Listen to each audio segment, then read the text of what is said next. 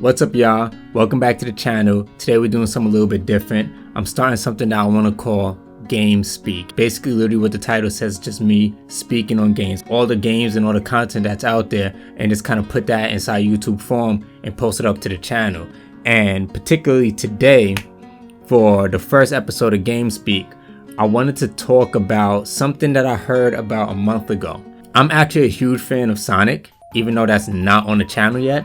And whether it will be on the channel or not as a let's play, I'm not entirely sure. Today, what's interesting though is a conversation around Sonic 06. Yeah, so y'all know what Sonic 06 is. It's one of the most ridiculed games in the Sonic franchise. Usually my top 5 best Sonic games include Sonic the Hedgehog 2, that's the GOAT, Sonic Adventure 1, Sonic Adventure 2, Sonic 06, and Sonic Generations. Now, Sonic Generations is kind of a cheat code because of the type of game that it is, but it stays there. It earned its spot and it stays there. But Sonic 06, yeah, definitely Sonic 06 is up there, and a lot of people would disagree with me. And that's because the game released in a funky state and didn't really do good by what it promised. Recently, I heard some news about Sonic 06 coming to the Xbox Series X through backwards compatibility. So anybody who knows about Microsoft and the Xbox, they have a huge backwards compatible library, and we've seen some games take advantage of that, like Sonic Adventure 1, Sonic Adventure 2, of course, in all the old school Sonic retro games from the Sega Genesis era. But we never got Sonic 06. We got Sonic Generations, we got Sonic Unleashed.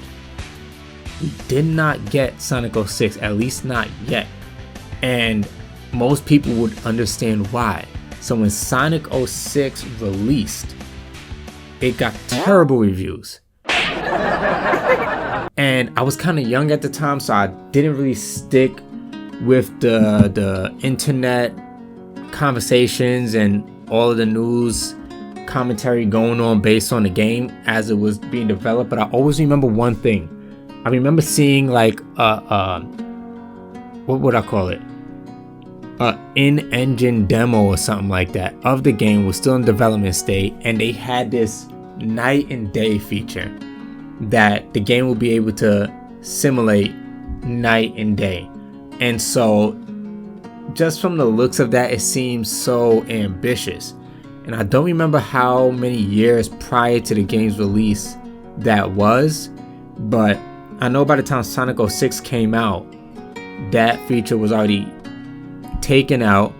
And I didn't even remember that was going to be a thing. Not until Sonic Unleashed released, when there was night and day levels.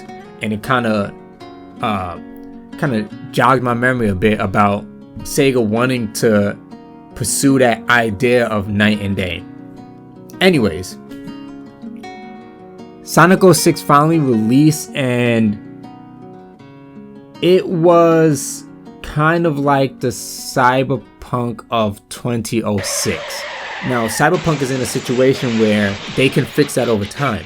Back when Sonic 06 came out, didn't really have that benefit, because at the time, developers were not taking advantage of the internet connectivity of the consoles that came a few years later, and it was mostly in the form of just DLCs, like additional characters, levels, content, not really fixing the game. What you got on day one, that was the game, and that was going to be the game. Nowadays, games are constantly releasing in an unfinished state, and we kind of just, oh, okay. Sonic 06 didn't necessarily have that issue. They just had a game that was buggy, and it just got frustrating. You could play the game, you could beat the game. None of the bugs were truly game breaking, but the bugs were there. And people took notice, because up until this point, coming from the previous generation, the idea that games would release with these bugs left and right was not common. But in my opinion, that wasn't the worst thing about the game. The story. Sonic 06's story was the edge that Sonic needed. It was the natural growth of the franchise, in my opinion.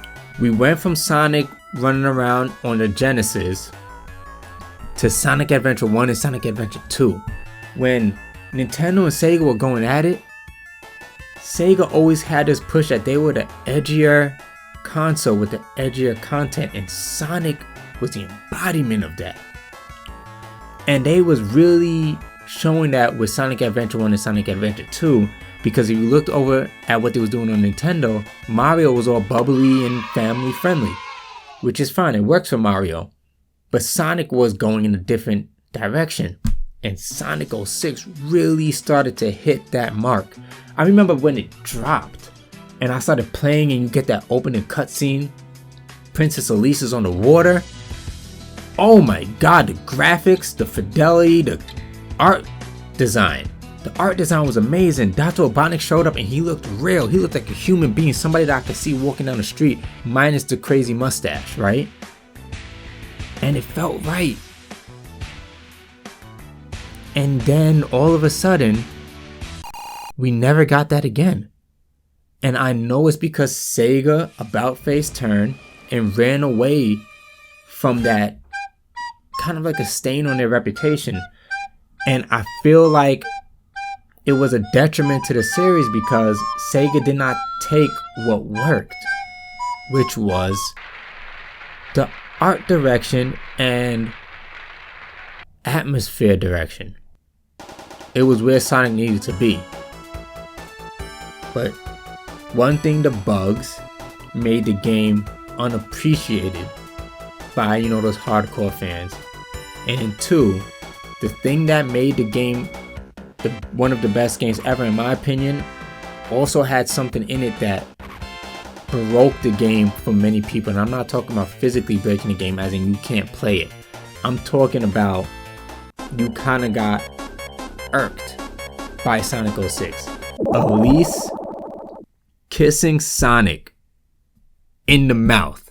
Damn! I do not know who said what to who and confirmed what to this person or that person who's up here and giving orders over there and doing God knows what at Sonic Team and Sega.